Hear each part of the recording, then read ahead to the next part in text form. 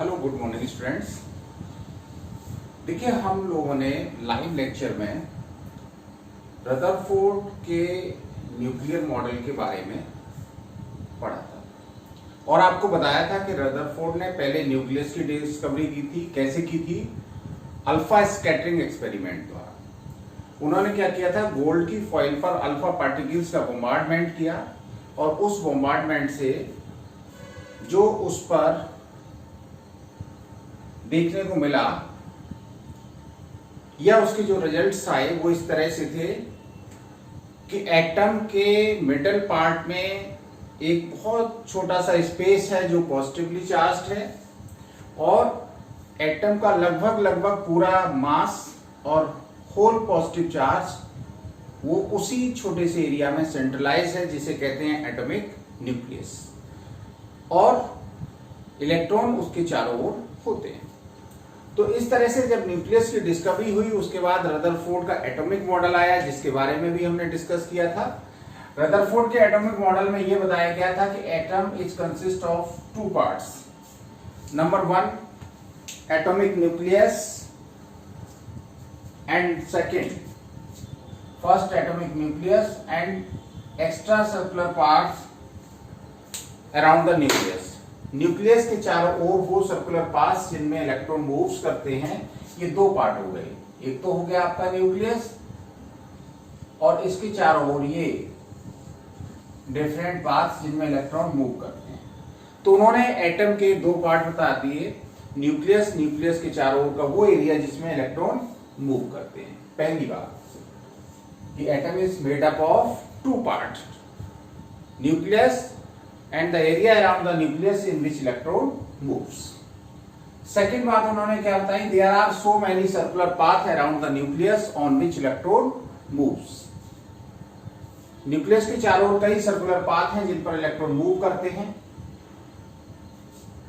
और इलेक्ट्रॉन उसी तरह से मूव करते हैं जैसे सन के चारों ओर उसके प्लैनेट्स मूव करते हैं। ठीक है ना? तो सोलर सिस्टम, इसको सोलर की तरह का जो है प्लैनेटरी मॉडल दिया गया, इसका नाम। तीसरी बात इन्होंने जो बहुत इंपॉर्टेंट बताई है वो ये है कि when electron moves around the nucleus, then a force which is outward is balanced by the attraction force of nucleus. Since electron is negatively charged, nucleus is positively charged, nucleus attract the electron, but electron do not fall in the nucleus because on moving a force is produced in the outward direction which is neutralized by the attraction force. अगर आप किसी एक छोटी सी चीज को बांध लें एक धागे से और उसको इस तरह से मूव करें, अगर वो धागा आपसे छूट जाए और टूट जाए तो क्या है, बाहर की तरफ भागता है। आप देखते हैं कि बाहर की तरफ उस पर फोर्स लगता है। तो इलेक्ट्रॉन के मूवमेंट से जो अपवर्ड फोर्स लगता है वो न्यूक्लियस के अट्रैक्शन फोर्स द्वारा बैलेंस हो जाता है। इसलिए इलेक्ट्रॉन ना तो बाहर भागता है और ना ही अंदर न्यूक्लियस में जाके गिरता है। तो ये बहुत इंपॉर्टेंट बात बताई थी रदरफोर्ड ने।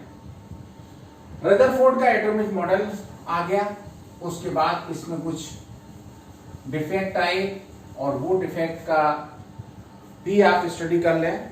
डिफेक्ट क्या थे?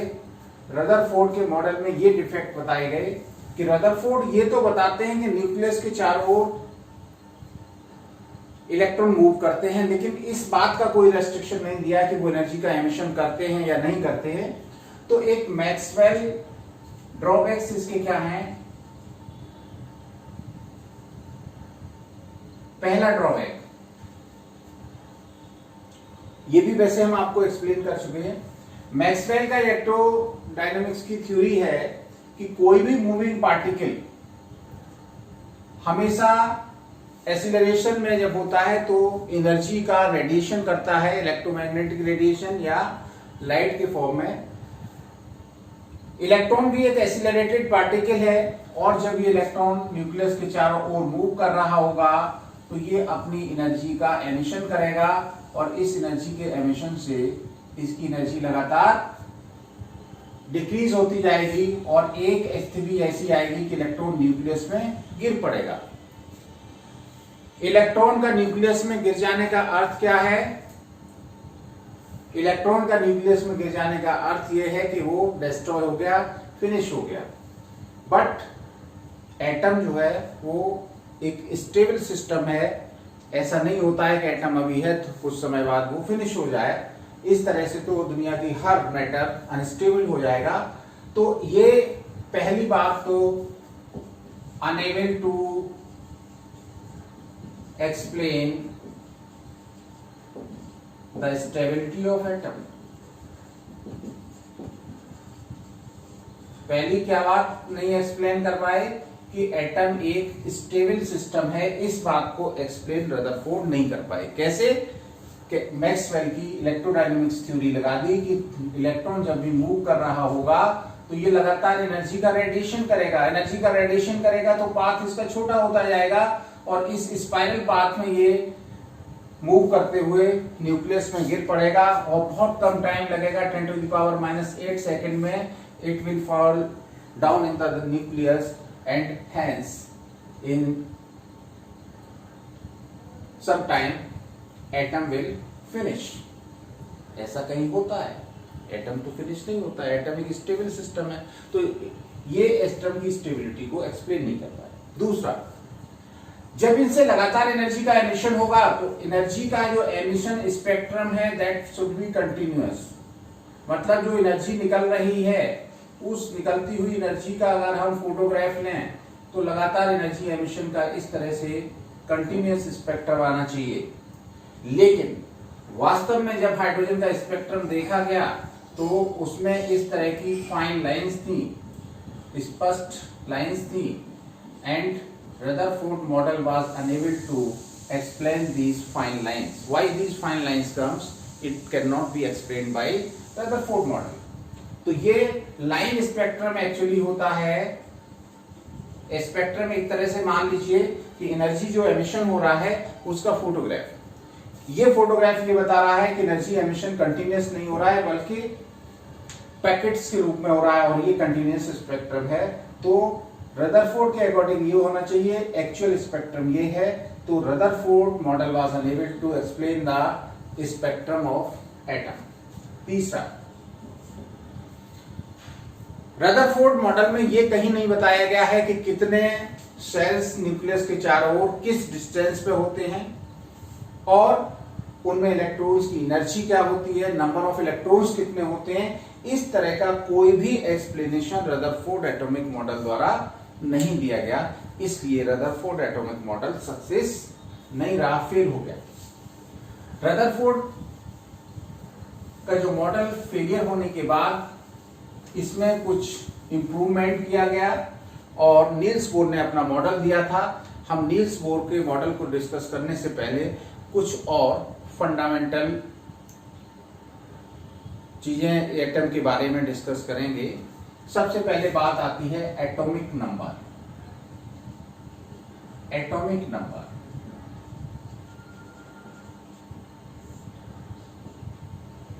What is atomic number? Atomic number किसी भी एटम के न्यूक्लियस में पॉजिटिव चार्ज के बराबर होता है। ऐसा देखा गया है कि पॉजिटिव चार्ज या नंबर ऑफ प्रोटॉन्स वो किसी भी एलिमेंट की फंडामेंटल प्रॉपर्टी है और वो प्रोटॉन नंबर ऑफ प्रोटॉन्स की इक्वल होती है। तो कैसे एटॉमिक नंबर को डिफाइन करेंगे? द नंबर ऑफ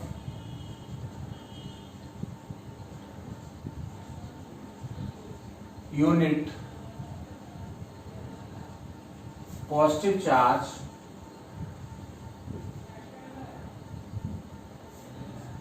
या number of protons present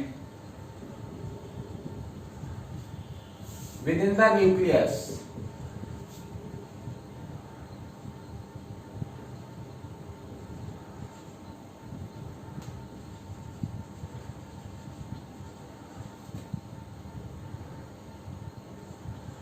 are known as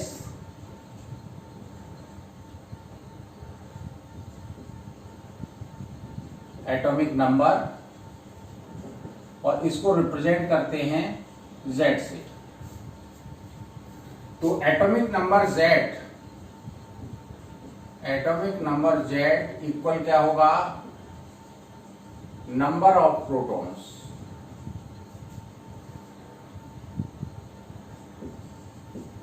अब देखिए कोई भी अगर एटम न्यूट्रल है तो उसमें इलेक्ट्रॉन प्रोटॉन बराबर होते हैं, तो न्यूट्रल एटम में ये Z इलेक्ट्रॉन के नंबर के बराबर भी हो सकता है।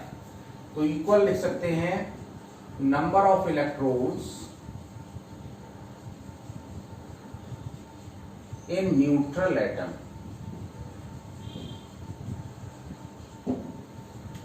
तो ये तो हो गया एटॉमिक नंबर। तो Z इक्वल हो गया P इक्वल हो गया A, but A in neutral atom.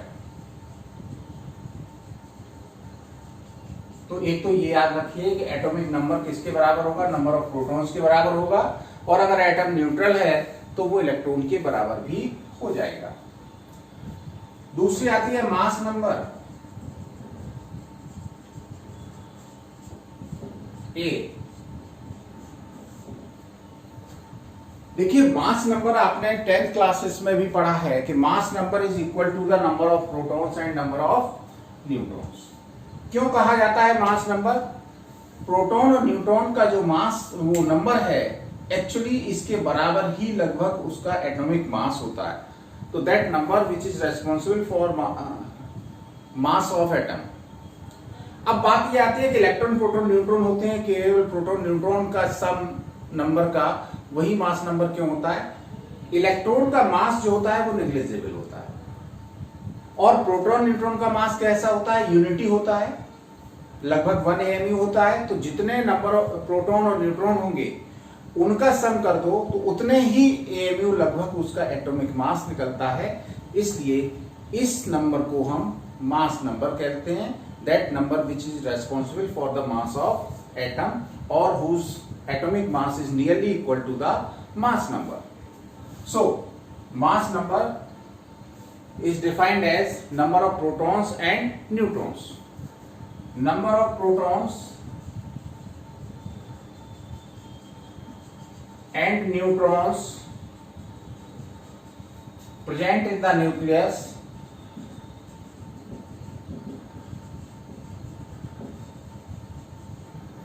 is known as mass number.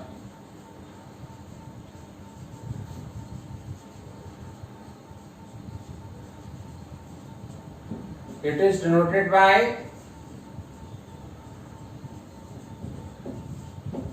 A. तो A इक्वल क्या हो गया? P plus N। और अगर न्यूट्रॉन निकालना है N इक्वल क्या हो जाएगा? A minus P।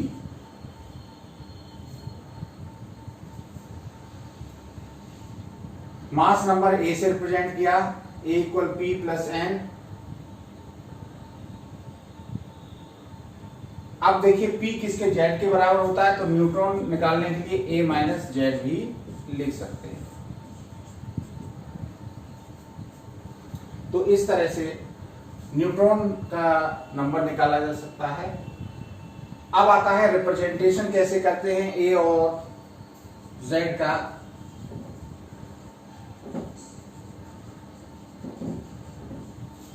Atomic number and mass number with symbol of element. किसी एलिमेंट के सिंबल के साथ हम कैसे रिप्रेजेंट करेंगे? सपोज करिए कोई एलिमेंट है X, तो हमेशा ऊपर लिखा जाता है मास नंबर और नीचे रिप्रेजेंट किया जाता है Z। This is mass number, this is atomic number and this is symbol of element.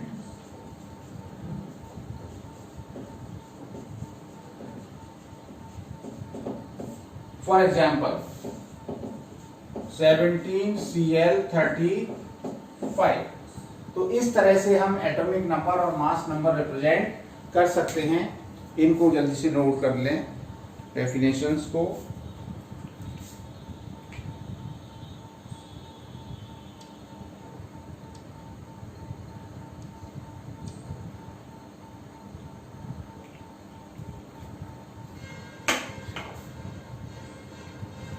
तो एटॉमिक नंबर हो गया, मास नंबर हो गया, इनका रिप्रेजेंटेशन हो गया। अब देखिए एक क्वेश्चन है इसी पर बेस्ड कि एक सिंबल है, उसमें एटॉमिक नंबर, मास नंबर दे रखा है, आपको इलेक्ट्रॉन, प्रोटॉन, न्यूट्रॉन निकालने हैं। तो क्वेश्चन ये है, calculate the number of electrons, protons and neutrons in 35 Br 80। तो कैसे करेंगे सॉल्यूशन? इसका एटॉमिक नंबर कितना है? एटॉमिक नंबर इक्वल हो गया 35। जो आपका नीचे लिखा होता है वो एटॉमिक नंबर है, ऊपर वाला मास नंबर है। तो एटॉमिक नंबर Z इक्वल हो गया 35, मास नंबर A इक्वल हो गया 80। अब जैसा कि आप जानते हैं कि नंबर ऑफ प्रोटॉन ये किसके बराबर होते हैं? Z। तो ये हो गया 35। Number of electrons equal P equal 35।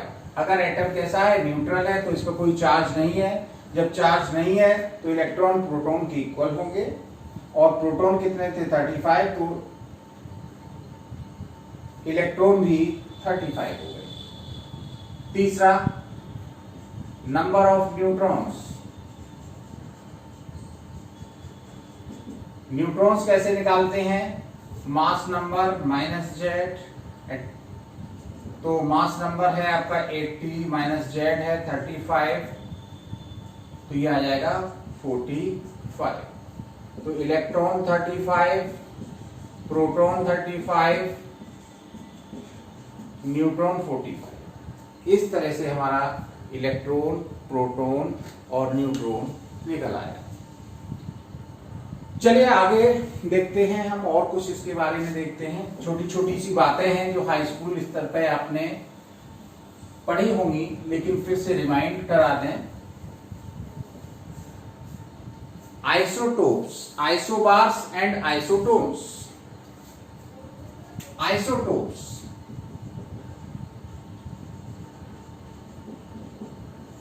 Iso means होता है same,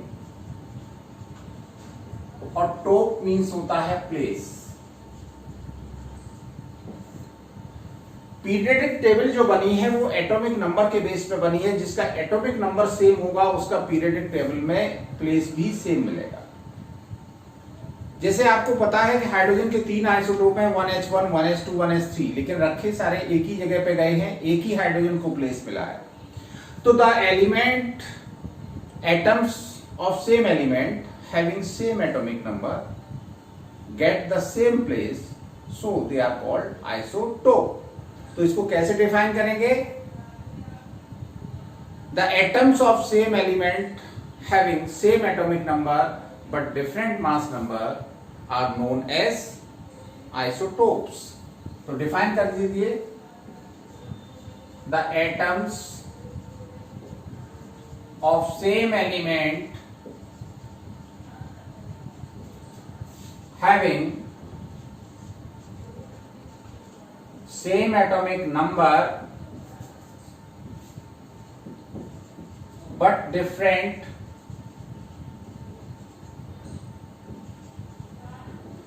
mass numbers are known as isotopes।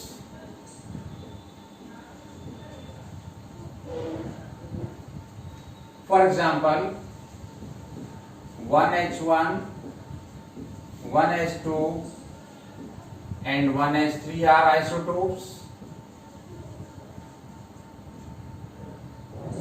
ऐसे ही आप ले सकते हैं 17Cl35 and CF17Cl37 are isotopes. 8O16, 8O17 and 8O18 are also isotope. तो सभी के देखिए आपके इनमें 1 है एटॉमिक नंबर, इनका 17 है, इनका 8 है, मास नंबर सबके डिफरेंट हैं, तो ये सब आइसोटोप होंगे। इनको सबको एक ही प्लेस मिलेगा पीरियोडिक टेबल में, और एक प्लेस पाने वाले क्या कहलाते हैं? आइसोटोप। दूसरा है आइसोबार।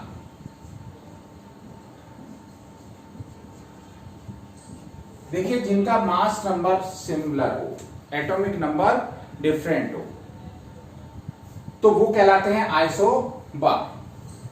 तो सम atoms of different elements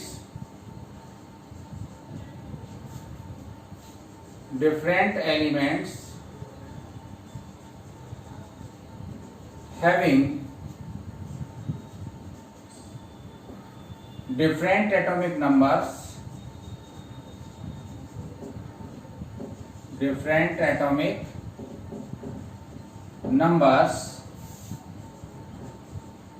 but same mass number are known as isobars.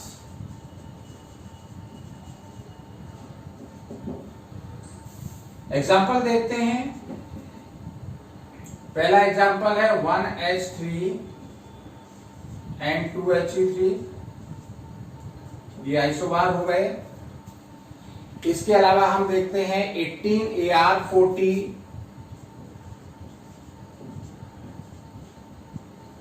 19K40 and 20Ca40। 18, 19, 20 atomic number different है, मास नंबर सिमिलर है। एक और देख लीजिए 6C14 and 7On14, these all are the example of isobar. Isobar का मतलब हुआ जिनका मास नंबर सेम होगा, एटॉमिक नंबर डिफरेंट होगा। इनको फटाफट से नोट करिए, उसके बाद थोड़ा सा आगे और बताते हैं।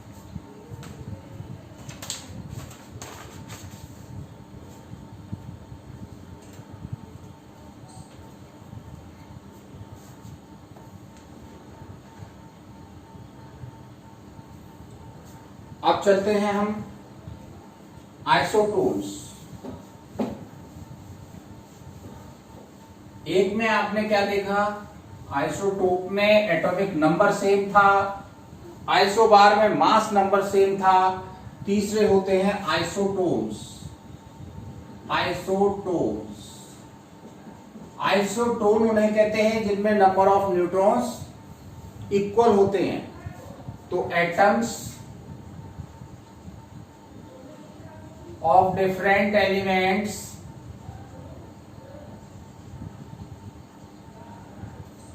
having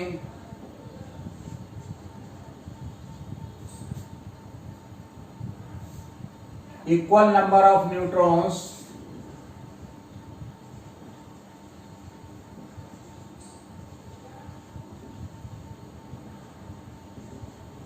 are known as isotones. तो जिनमें नंबर ऑफ न्यूट्रॉन्स इक्वल होंगे उनको हम क्या कहेंगे? आइसोटोन। एग्जांपल देखते हैं 14Si30, 15P31 and 16S32। ये मास नंबर है, ये एटॉमिक नंबर है। Mass number minus atomic number, neutron निकाल आते हैं तो न्यूट्रॉन निकाल लो आप। 30 - 40 16, 31 - 15 16, 30 - 32 - 16 16।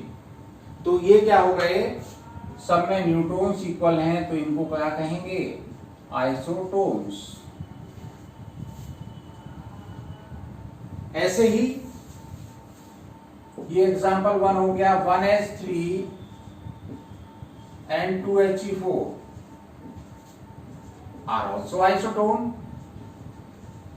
कैसे होंगे isotone, 3 - 1 2, 4 - 2 2, number of neutrons are equal, so these are called isotone.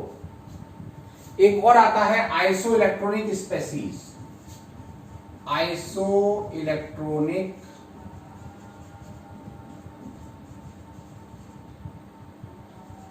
Species, वो स्पेसीज, वो एटम्स और आयंस जिनमें नंबर ऑफ इलेक्ट्रॉन्स इक्वल हो। आइसो माने सेम इलेक्ट्रॉन्स, सेम इलेक्ट्रॉन हो, उनको आइसो इलेक्ट्रॉनिक स्पेसीज कहा जाता है। तो क्या डिफाइन कर सकते हैं, द स्पेसीज मीन्स एटम्स और ions having same electrons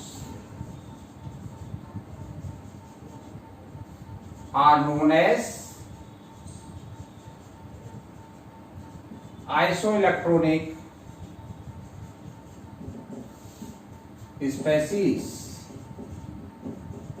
For example, O-2, F-, Ne, Na+,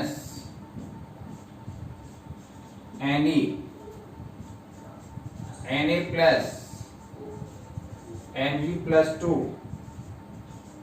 Al+3 are isoelectronic equal electron रखने वाले। कैसे, ऑक्सीजन का एटॉमिक नंबर 8 है, जब भी माइनस चार्ज आता है इसका मतलब उसने इलेक्ट्रॉन कहीं से ले लिए, जितना माइनस चार्ज है उतने उसने ले लिए होंगे इलेक्ट्रॉन, तभी उस पर चार्ज माइनस आया। 8 इसके पास थे, 2 और ले लिए तो 10 इलेक्ट्रॉन हो गए। F पे 9 होते हैं, -1 चार्ज है, 1 इलेक्ट्रॉन ले लिया। नियॉन के पास 10 इलेक्ट्रॉन ऑलरेडी होते ही हैं। सोडियम पे 11 होते हैं, प्लस चार्ज है। प्लस चार्ज जब आता है जब कोई इलेक्ट्रॉन लूज करता है, इसका मतलब 11 में से 1 इलेक्ट्रॉन लूज कर दिया। इसके पास 12 होते हैं, +2 चार्ज, मतलब इसने 2 इलेक्ट्रॉन्स लूज कर दिए। एल्यूमिनियम का 13 होता है एटॉमिक नंबर, तो इसने 3 इलेक्ट्रॉन लूज कर दिए, तब इसके पास रह गए 10 इलेक्ट्रॉन। आपने देखा कि हर स्पेसी में नंबर ऑफ इलेक्ट्रॉन्स इक्वल हैं, तो इसलिए इनको हम आइसो इलेक्ट्रॉनिक स्पेसीज कहेंगे। तो समझ गए होंगे आप कि आइसो इलेक्ट्रॉनिक स्पेसीज का मतलब क्या है। Isoelectronic species are those species which contains equal number of electrons. अब एक क्वेश्चन है, प्रॉब्लम है, उसको आप नोट कर लीजिए। इस प्रॉब्लम को आपको निकालना है, इसको तो नोट कर लिया होगा आइसो इलेक्ट्रॉनिक स्पेसीज तक। तो हमने इसमें आइसोटोप बताए, आइसोबार बताए, आइसोटोन बताए, आइसो इलेक्ट्रॉनिक स्पेसीज बताए। आइसोटोप कौन हुआ करते थे, एक ही एलिमेंट के वो एटम्स जिनमें एटॉमिक नंबर सेम हो, वो सेम एलिमेंट होगा। आइसोबार्स क्या थे, वो डिफरेंट एलिमेंट्स के थे, एटम्स जिनके मास नंबर इक्वल थे, एटॉमिक नंबर डिफरेंट थे। आइसोटोन भी डिफरेंट एलिमेंट्स के होते हैं, बट उनमें नंबर ऑफ न्यूट्रॉन्स इक्वल होते हैं। और आइसो इलेक्ट्रॉनिक स्पेसीज में नंबर ऑफ इलेक्ट्रॉन्स इक्वल थे। तो इनको याद रखिए, बहुत सिंपल सी बातें हैं। आपने 10th क्लास लेवल पे भी, 9th क्लास लेवल पे भी पढ़ा था, लेकिन याद नहीं रहता, इसलिए इनको रिवाइंड कराना पड़ता है।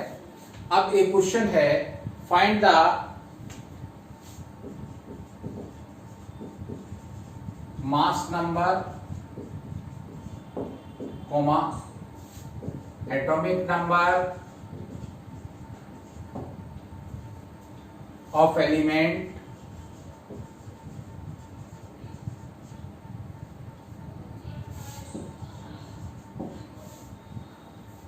एक एलिमेंट का मास नंबर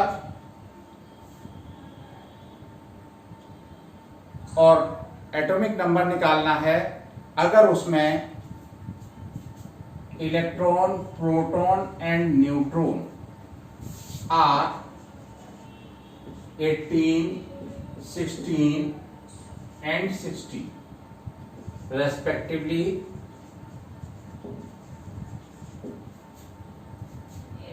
Also assign